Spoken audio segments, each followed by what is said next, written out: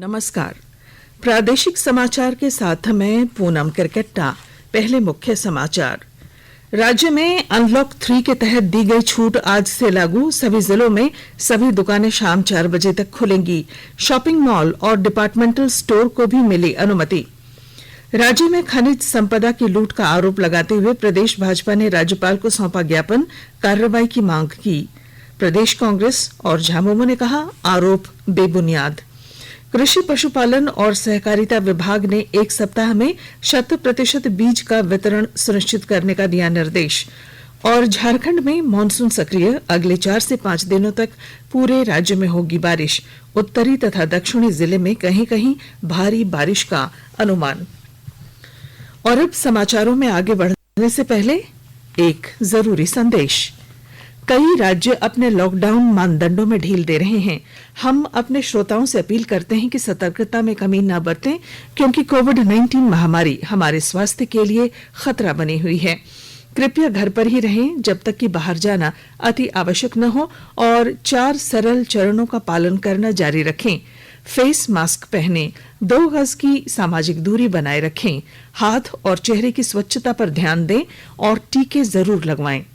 किसी भी कोविड-19 संबंधित जानकारी और मार्गदर्शन के लिए राष्ट्रीय हेल्पलाइन नंबर 011-2397-8046 यानी 2397-8046 और 1075 यानी 1075 पर संपर्क करें। इसके अलावा राज्य हेल्पलाइन नंबर 104 डायल कर समस्या का त्वरित समाधान लिया जा सकता है।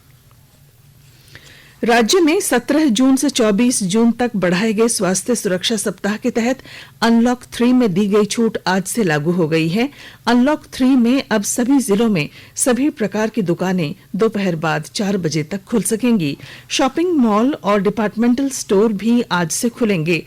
वहीं शाम 4 बजे तक सरकारी और निजी कार्यालय 50% उपस्थिति के साथ काम होगा।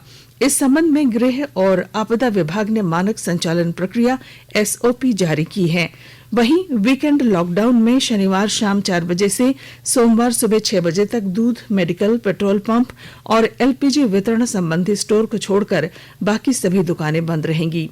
शादी समारोह में 11 लोगों के शामिल होने की अनुमति होगी, जबकि अंतिम संस्कार में 20 लोग शामिल हो सकेंगे। इधर परिवहन विभाग ने ई पास से आवागमन को लेकर संशोधित आदेश जारी किया है। परिवहन आयुक्त किरण कुमारी पासी ने कहा है कि दूसरे राज्यों से झारखंड आने वाले सभी यात्रियों को अब झारखंड ई पास पोर्टल में निबंधन कराना अनिवार्य होगा। झारखंड आने के बाद 7 दिनों तक होम क्वारंटीन में रहना होगा। विभाग ने सभी जिलों के उपायुक्तों, पुलिस अधीक्षकों, DTO को दिशा निर्देशों का सख्ती से पालन कराने का निर्देश दिया है। वहीं अंतरराज्यीय तथा एक जिले से दूसरे जिले जाने वाली बसों की सेवाएं भी 24 जून तक बंद रहेंगी। अंतरराज्यीय तथा एक जिले से दूसरे जिले में निजी वाहनों से आवागमन पर ई पास अनिवार्य होगा। रेल, हवाई जहाज के सफर में जाने वाले यात्रियों के साथ में टिकट रखना होगा। भाजपा के प्रदेश अध्यक्ष दीपक प्रकाश ने राज्य की गठबंधन सरकार पर खनिज संपदा की लूट का आरोप लगाया है। श्री प्रकाश कल पार्टी मुख्यालय में पत्रकारों को संबोधित कर रहे थे। उन्होंने कहा कि इस संबंध में दस्तावेज राज्यपाल द्रौपदी मुर्मू को सौंपे गए हैं। उन्होंने आरोप लगाया कि जब से यूपीए सरकार राज्य में है, संपदा की लूट बढ़ी है। श्री प्रकाश ने राज्यपाल से मांग की कि निविदा पर तत्काल रोक लगाकर ग्रेड निर्धारण के लिए भेजे गए खनिज नमूनों की जांच राज्य के बाहर की किसी सक्षम एजेंसी से कराई जाए। इधर झारखंड प्रदेश कांग्रेस कमेटी ने इस मामले में भाजपा पर पलटवार करते हुए कहा है कि पूर्व में भाजपा सरकार में धड़ल्ले से और अवैध उत्खनन जारी था और अब विपक्ष ऐसे सभी मामले में कार्रवाई और जांच को प्रभावित करने की कोशिश कर रहा है। इधर झामुमो के केंद्रीय महासचिव सुप्रिया भट्टाचार्य ने कहा कि राज्यपाल को ज्ञापन सौंपने से पहले भाजपा को दस्तावेजी सबूत एकत्र कर लेना चाहिए। राज्य में सक्रिय कोरोना मरीजों की संख्या में लगातार कमी आ रही है। अब पूरे राज्य में 2246 मरीज इलाजरत हैं। अब तक 3,43,983 संक्रमण के मामले आए हैं, जिसमें 3,36,645 मरीज स्वस्थ हो चुके हैं। हालांकि अब तक 5,000 से अधिक मरीजों ने जान भी गंवाई है। स्वास्थ्य विभाग की रिपोर्ट के अनुसार कल राज्य में कोरोना के संक्रमित 190 मरीजों की पुष्टि हुई, जबकि 587 संक्रमित स्वस्थ हुए। अब राज्य में कोरोना से स्वस्थ होने की दर बढ़कर 97.86% हो गई है। राजधानी रांची के सदर अस्पताल में कोरोना संक्रमण के इलाज के दौरान हुई मौत का डेथ ऑडिट किया जाएगा। ऑडिट के लिए एक कमेटी का गठन किया गया है। कमेटी में 7 सदस्य शामिल हैं। जिला प्रतिरक्षण पदाधिकारी डॉक्टर शशि भूषण खलखो को कमेटी का अध्यक्ष बनाया गया है, जबकि डॉक्टर राघवेंद्र नारायण शर्मा को सचिव। जिला कार्यक्रम प्रबंधक कमलेश सिंह, विश्व स्वास्थ्य संगठन से डॉक्टर अनूप रजक, यूनिसेफ से अन्नपूर्णा और एपिडेमियोलॉजिस्ट तथा रिम्स के एक चिकित्सक भी टीम के सदस्य हैं। कमेटी के अध्यक्ष डॉक्टर शशि भूषण खलखो ने कहा है कि डेथ ऑडिट के लिए जानकारी इकट्ठा की जाएगी ताकि दोबारा ऐसी घटना न हो, सदर अस्पताल में बेहतर इलाज मिले और मौत के मामले कम से कम हो, इस पर भी ध्यान रखा जाए। कोरोना संक्रमण पर काबू पाने के लिए राज्य सरकार टीकाकरण में तेजी लाने का हर संभव प्रयास कर रही है। 18 से 44 साल आयु वर्ग के लोगों के लिए झारखंड को कोविशील्ड वैक्सीन की 1,99,230 डोज मिली है। कोविड टीकाकरण के विशेष कार्य पदाधिकारी नमन प्रियेश लकड़ा ने राज्य के सभी सिविल सर्जन को टीका उठाव का निर्देश दिया है। केंद्र सरकार कोविड महामारी के दौरान लोगों की सुविधा के लिए बनाई गई राष्ट्रीय स्तर की हेल्पलाइन नंबर के बारे में लोगों को जागरूक कर रही है। सूचना और प्रसारण मंत्रालय अपने विभिन्न विभागों के माध्यम से इन हेल्पलाइन के बारे में जागरूकता बढ़ा रहा है। विभिन्न हेल्पलाइन नंबर इस प्रकार हैं। कोविड संबंधी सवालों के जवाब देने के लिए स्वास्थ्य और परिवार कल्याण मंत्रालय की हेल्पलाइन नंबर है 1075। राज्य हेल्पलाइन नंबर है 104। महिला और बाल विकास मंत्रालय की चाइल्ड हेल्पलाइन 1098। वरिष्ठ नागरिकों के लिए सामाजिक न्याय और अधिकारिता मंत्रालय की हेल्पलाइन है 14567। मनोवैज्ञानिक सहायता के लिए राष्ट्रीय मानसिक स्वास्थ्य और तंत्रिका विज्ञान संस्थान निम्हांस का नंबर है 0804611007। आयुष कोविड परामर्श हेल्पलाइन नंबर है 14443 और my gov WhatsApp help desk number है 9013151515। आकाशवाणी के ताजा तरीन समाचारों के लिए आप हमारी वेबसाइट newsonair.com पर लॉग ऑन कर सकते हैं। ताजा समाचार Twitter handle @AIR news alerts और Facebook page all India radio news पर भी उपलब्ध हैं। आप प्रादेशिक समाचार एकांश के ट्विटर हैंडल @AIR न्यूज_रांची और फेसबुक पेज तथा YouTube channel AIR news Ranchi पर भी हमारे बुलेटिन सुन सकते हैं। प्रादेशिक समाचार आप आकाशवाणी रांची से सुन रहे हैं और पेश हैं कोरोना से बचाव के कुछ संदेश। कोविड-19 से बचाव और सुरक्षित रहने के 3 उपाय। मास्क लगाएं, 2 गज दूरी है जरूरी, सुरक्षित दूरी रखें, हाथ और मुंह साफ रखें।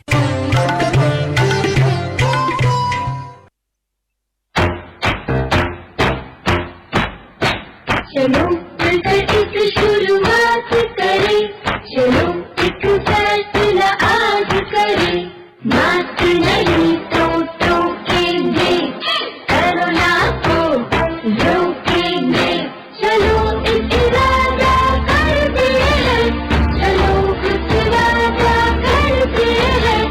मास्क नहीं तो टोकेंगे, कोरोना को रोकेंगे। भारत सरकार द्वारा जनहित में जारी। प्रादेशिक समाचार में आपका फिर स्वागत है। राज्य के कृषि पशुपालन एवं सहकारिता विभाग के सचिव अबू बकर सिद्दीकी ने कल सभी जिलों के जिला कृषि पदाधिकारी, जिला उद्यान पदाधिकारी और जिला सहकारिता पदाधिकारी के साथ वीडियो कॉन्फ्रेंसिंग के माध्यम से ऑनलाइन समीक्षा बैठक की। श्री अबूबकर सिद्दीकी ने जिला कृषि पदाधिकारी और जिला सहकारिता पदाधिकारी को सभी जिलों में बीज का वितरण 1 सप्ताह के अंदर सुनिश्चित करने का निर्देश दिया। उन्होंने कहा कि वितरण में कोई लापरवाही न बरतें। उन्होंने कहा कि जिला कृषि पदाधिकारी और जिला सहकारिता पदाधिकारी बीज वितरण की समीक्षा करेंगे। प्रत्येक प्रखंड में एक नोडल लैंपस पैक्स होंगे। विभागीय सचिव ने हिदायत दी है कि खाद की कालाबाजारी किसी भी सूरत में बर्दाश्त नहीं की जाएगी। इसके अलावा उन्होंने कहा कि खाद की ऑनलाइन उपलब्धता और भौतिक उपलब्धता का मिलान संबंधित कृषि पदाधिकारी करेंगे। साथ ही खाद की बिक्री ई-पॉश मशीन के माध्यम से केवल ऑनलाइन की जाएगी। अगर ऐसा नहीं किया जाता है तो संबंधित डीलर के ऊपर कार्रवाई की जाएगी। सरायकेला नगर क्षेत्र में कचरे का निपटारा करने के लिए नगर विकास विभाग सॉलिड वेस्ट मैनेजमेंट प्लांट स्थापित कर रहा है। इसके लिए सरायकेला प्रखंड के ईटाकुदर पंचायत के बुंडू मौजा में प्रशासन ने 10 एकड़ की जमीन की व्यवस्था की है। अंचल अधिकारी सुरेश कुमार तथा नगर पंचायत के कार्यपालक पदाधिकारी राजीव रंजन सिंह ने बताया कि नगर क्षेत्र का कचरा डंप कर उनकी रिसाइकलिंग की जाएगी। झारखंड एकेडमिक काउंसिल की वार्षिक माध्यमिक और इंटरमीडिएट परीक्षा 2021 रद्द करने के निर्णय के बाद स्कूली शिक्षा एवं साक्षरता विभाग ने इस संबंध में कल अधिसूचना जारी कर दी। स्कूली शिक्षा एवं साक्षरता विभाग के माध्यमिक शिक्षा निदेशक ने बताया कि राज्य के सरकारी माध्यमिक और उच्चतर माध्यमिक विद्यालयों में कक्षा 10 और कक्षा 12 में पढ़ने वाले छात्रों के परीक्षा फल प्रकाशन और अगली कक्षा में प्रोन्नत करते हुए दिशा निर्देश निर्गत किया जाएगा। गोड्डा जिले में पशुपालन कार्यक्रम DCDS योजना चलाई जा रही है, जो नाबार्ड द्वारा संचालित होता है। इस योजना द्वारा गोपालन, शूकर पालन, बकरी पालन, मुर्गी पालन, भेड़ पालन को ग्रामीण क्षेत्रों में बढ़ावा दिया जा रहा है। विस्तृत ब्यौरा दे रहे हैं हमारे गोड्डा संवाददाता।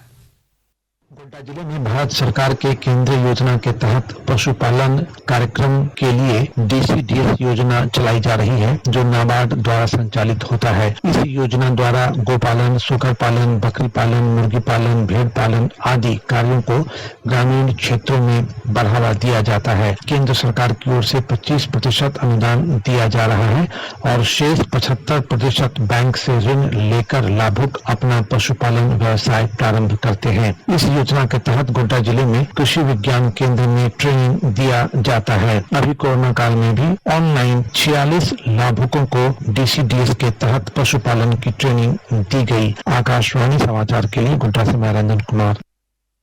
झारखंड में मानसून पूरी तरह से सक्रिय है और अगले 4 से 5 दिनों तक पूरे राज्य में बारिश होगी। मौसम विभाग के वैज्ञानिक अभिषेक आनंद ने कहा है कि रोज हल्के और मध्यम दर्जे की बारिश होने की संभावना है। मौसम विभाग के पूर्वानुमान के अनुसार लगभग सभी स्थानों पर बादल गरजने और तेज हवाएं चलने की संभावना है। साथ ही राज्य के उत्तरी तथा दक्षिणी जिले में कहीं कहीं भारी बारिश हो सकती है। वहीं 18 जून को राज्य के उत्तरी मध्य और दक्षिणी पूर्व हिस्सों में मानसून पूरी तरह से सक्रिय रहेगा। मौसम विभाग ने लोगों से बारिश के दौरान पेड़ के नीचे खड़े नहीं रहने की सलाह दी है। मौसम को देखते हुए विभाग ने येलो अलर्ट जारी किया है। और अब अखबारों की सुर्खियां। प्रभात खबर ने खादी बोर्ड में रिटायर्ड कर्मियों और रिश्तेदारों का कब्जा होने की खबर को प्रमुखता से प्रकाशित किया है।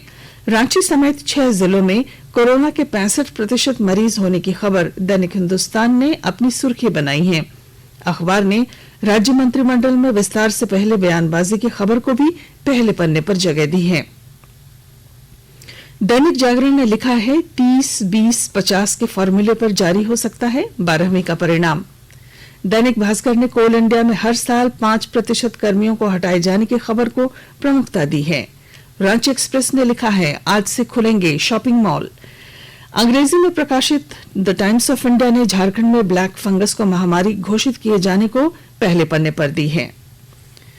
और हिंदुस्तान टाइम्स ने मुख्यमंत्री हेमंत सोरेन की नई दिल्ली में प्रधानमंत्री नरेंद्र मोदी से मुलाकात की संभावना को प्रमुखता से प्रकाशित किया है।